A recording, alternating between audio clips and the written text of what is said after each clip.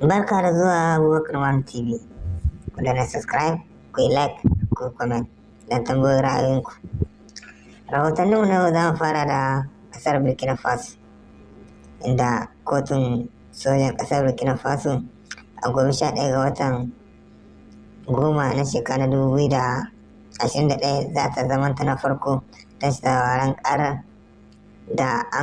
da shugaban ƙasa mai ci yanzu ya gabatar a gabanta. Na kai na zargin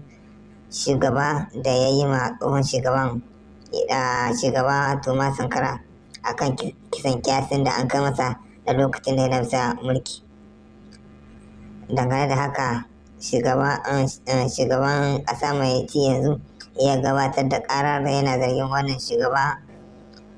Blaise Compaoré da ke gudun hijira a ƙasar Cote d'Ivoire a halin yanzu da yana ƙasar Burkina Faso, inda za yi gabatar da kai ne a gaban kotun soja da ke ƙasar Burkina Faso. Sai rahotonmu na gaba, inda bayan harin da an kai ma ƙasar Mali na nan da kwana biyu, inda ayarin motocin sojinta, wata mota daga cikin ayarin sojojinta ta taka nakiya ta fashe, to ba hakan sun yi sabon shiri, inda sun kai samami na kai harin ramuwar gayya, inda sun samu damar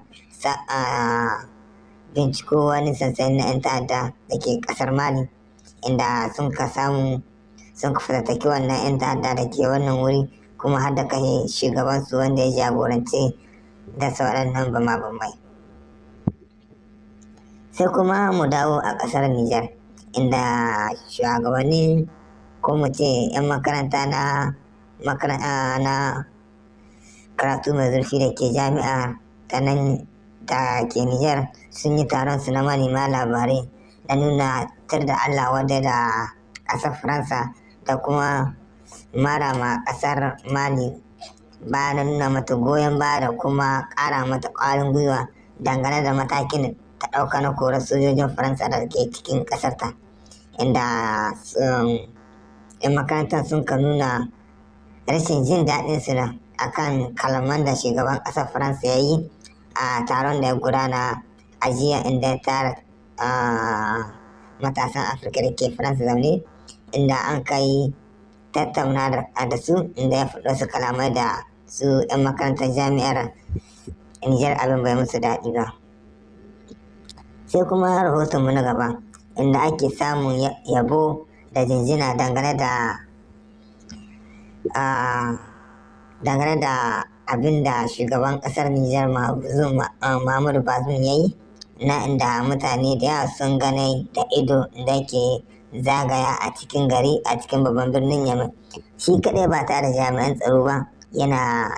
rangadi a cikin gari, yana ganin yadda talaka ke rayuwa, ba irin mulkin tsoho ba, mulkin da ya gabata inda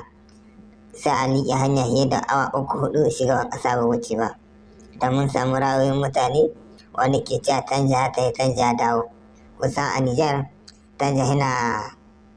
yana samun yabo, kuma har yanzu yana samun addu'o'in talakawa da ke jin daɗin mulkin da yi a lokacin da yana shugaban ƙasa. Kuma za mu taɓo muku dangane da labarin da mun kai muku bayani a kai ne na taron